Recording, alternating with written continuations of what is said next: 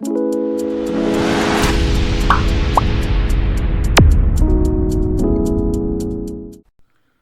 stenographers, be ready for the dictation. The speed of dictation will be 130 words per minute, so be ready for it. 5 seconds to go. Start. Mr. Speaker, Sir, having addressed legacy issues, public sector banks are now proposed to be further provided 70,000 crore capital to boost credit for a strong impetus to the economy. To further improve ease of living, they will leverage technology, offering online personal loans and doorstep banking and enabling customers of one public sector bank to access services across all public sector banks.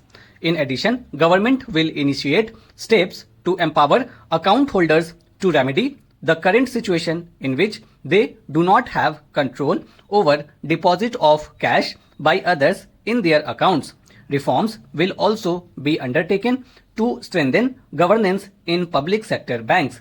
Non-banking financial companies are playing an extremely important role in sustaining consumption demand as well as capital formation in small and medium industrial segment.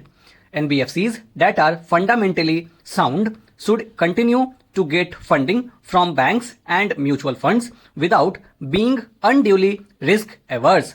For purchase of high-rated pooled assets of financially sound NBFCs amounting to a total of rupees 1 lakh crore during the current financial year, government will provide one-time 6 months partial credit guarantee to public sector banks for first loss of up to 10%. Further, Reserve Bank of India is the regulator for NBFCs. However, RBI has limited regulatory authority over NBFCs. Appropriate proposals for strengthening the regulatory authority of RBI over NBFCs are being placed in the financial bill. NBFCs which do not public placement of debt have to maintain a debenture redemption reserve, and in addition a special reserve as required by RBI has also to be maintained. To allow NBFCs to raise funds in public issues, the requirement of creating a DRR, which is currently applicable for only public issues as private placements are exempt, will be done away with to bring more participants, especially NBFCs not registered as NBFCs factor on the regulatory platform. Amendment in the Factoring Regulation Act 2011 is necessary and steps will be taken to allow all NBFCs to directly participate on the regulatory platform. Efficient and conducive regulation of the housing sector is extremely important in our context. The National Housing Bank is also regulator of the housing finance sector. Government has announced its intention to invest 100 lakh crore in infrastructure over the next 5 years.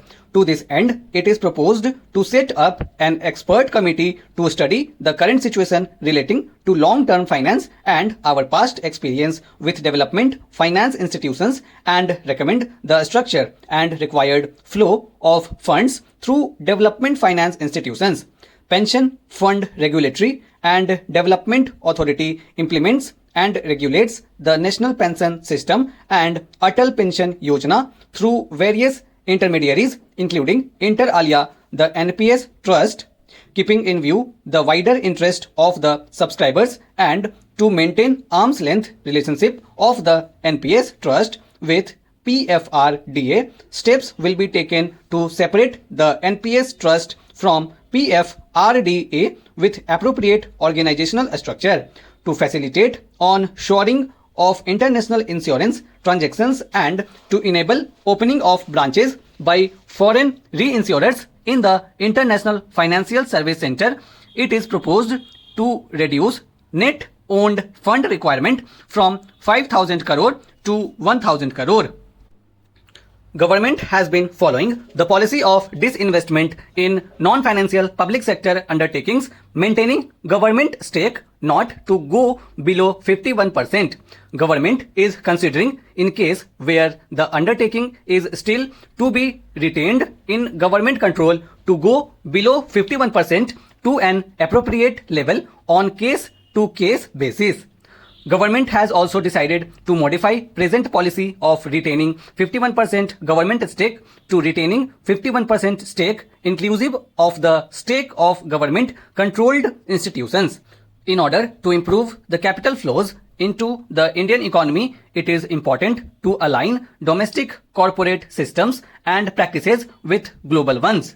It is also appreciated that global finance movement in equity uses certain parameters to evaluate the stocks in which they choose to invest. Government intends to further encourage retail participation in CPSEs, which of late has shown very encouraging upward trend. In order to provide additional investment space, the government would realign its holding in CPSEs, including banks, to permit greater availability of its shares and to improve depth of its market. Strategic disinvestments of select CPSEs would continue to remain a priority of this government. In view of current macroeconomic parameters, government would not only reinitiate the process of strategic disinvestment of Air India, but would offer more CPSEs for strategic participation by the private sector. Government is setting an enhanced target of 1 lakh crore of disinvestment receipts for the financial year 2019-20. The government will undertake strategic sale of PSUs. The government will also continue to do consolidation of PSUs in the non-financial space as well. Stop.